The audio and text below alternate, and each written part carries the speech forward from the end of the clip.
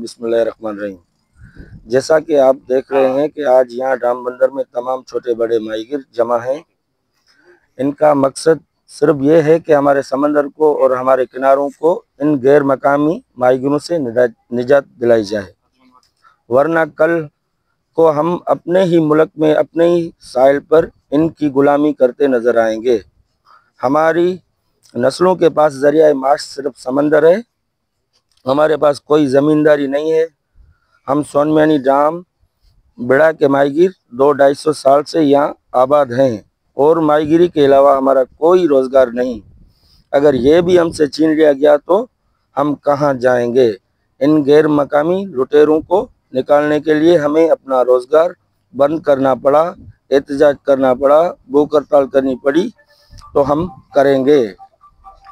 अब जाम कमाल खान आलियानी डीसी ज़िला अब और महकमा फिशरीज से ये कॉन्फ्रेंस के ज़रिए अपील करते हैं कि सोनमियानी डाम और बेड़ा के माहीगीरों की फरियाद सुनी जाए।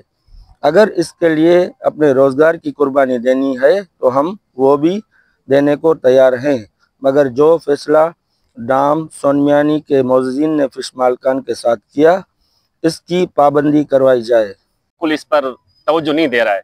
अब कल को अगर कोई मसला हो जाता है, फड्डा हो जाता है, झगड़ा हो जाता है, फसाद हो जाता है, तो इसकी जिम्मेदारी जो फिशरीज के आयद होती है।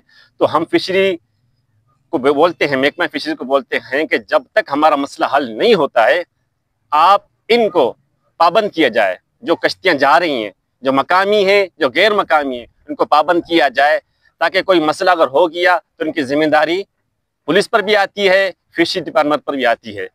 तो ये हम लोग उनसे अपील करते हैं। इस मामले में अभी हम वक्त नहीं देना चाहते हैं। वक्त जो दे दिया, पहले 2 साल का मांगा हमने, दे दिया, फिर 1 साल और मांगा, फिर दे दिया, वक्त खत्म हो गया। हम इंशाल्लाह ताला बहुत जल्द